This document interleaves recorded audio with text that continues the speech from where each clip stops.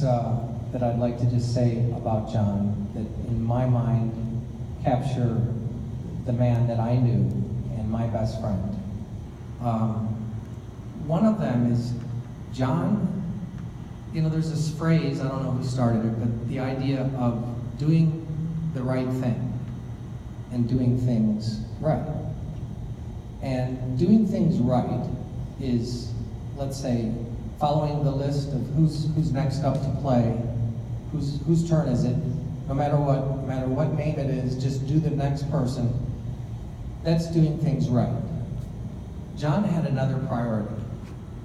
Yes, he generally was very good about doing things right, but he was particularly good about doing the right thing.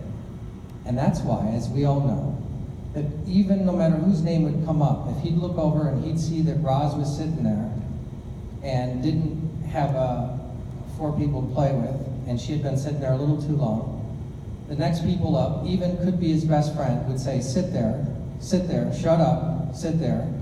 You know, I've been waiting a half hour, John. Shut up, sit there. Roz, you're next. That was John. John was about doing the right thing.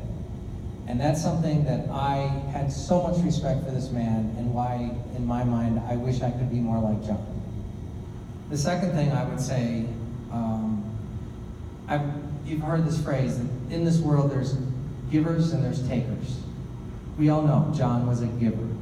That's who he was, and that's why you think about it. He came here and he'd play 3 or 4 games, and then he'd sit up there and he'd do the board. He'd take care of everyone else. He didn't just go and get in his car and leave.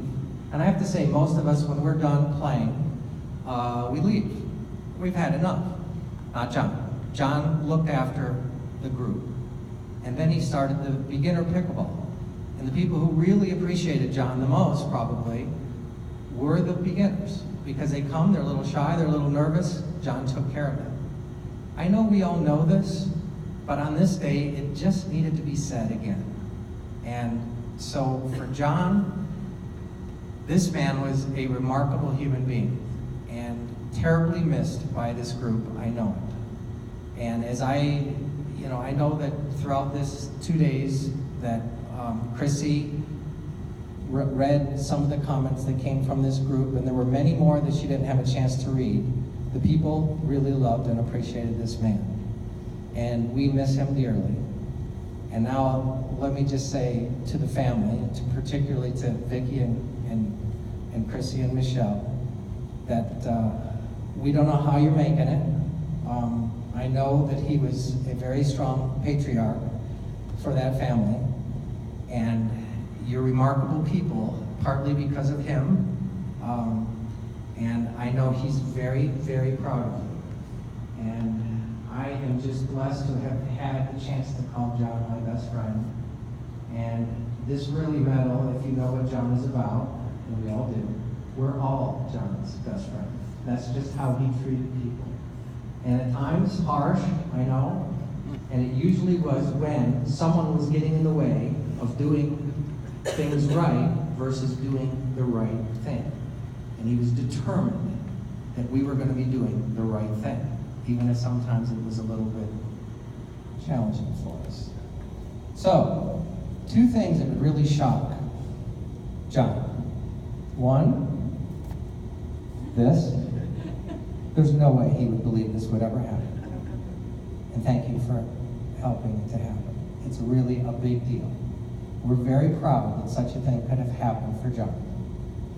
Second, this thing we talked about, this is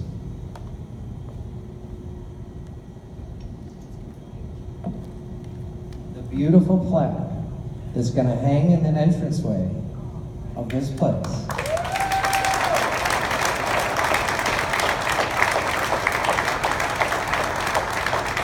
And while it does bring a tear to our eye when we see it, because we want the man more than the plaque, he so much deserves this.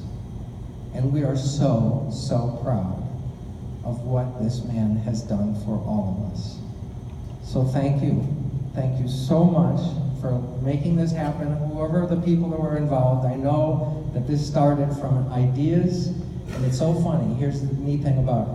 I can't tell you how many people said, I got an idea, let's put a plaque up for John. You know how many people said that? Because we all felt he deserved this, he earned this, and now it's really happening.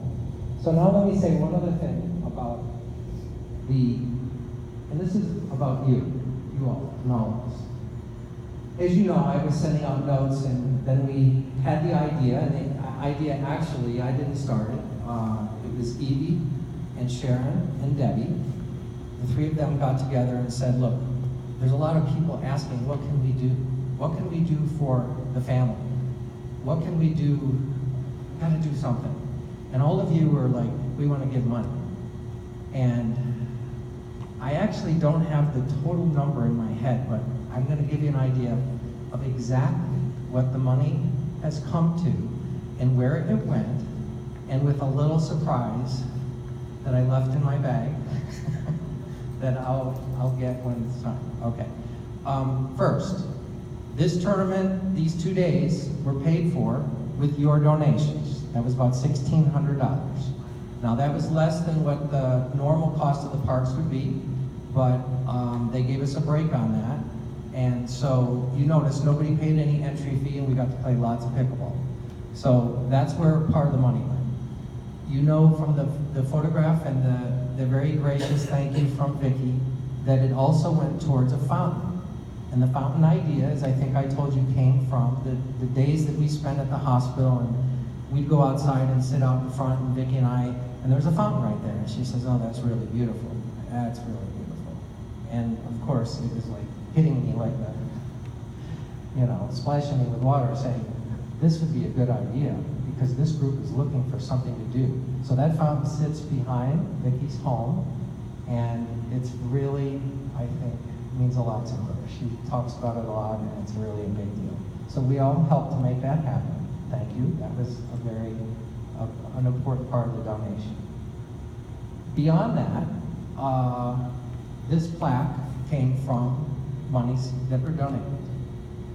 And what I said in my note is that finally, if there's any money left over, and of course there were, because you all gave a lot of money, that we would give it in some kind of way to Vicki. So what we have is a nice little gift card, $500, we want to present to Vicki. Vicki, come on up here.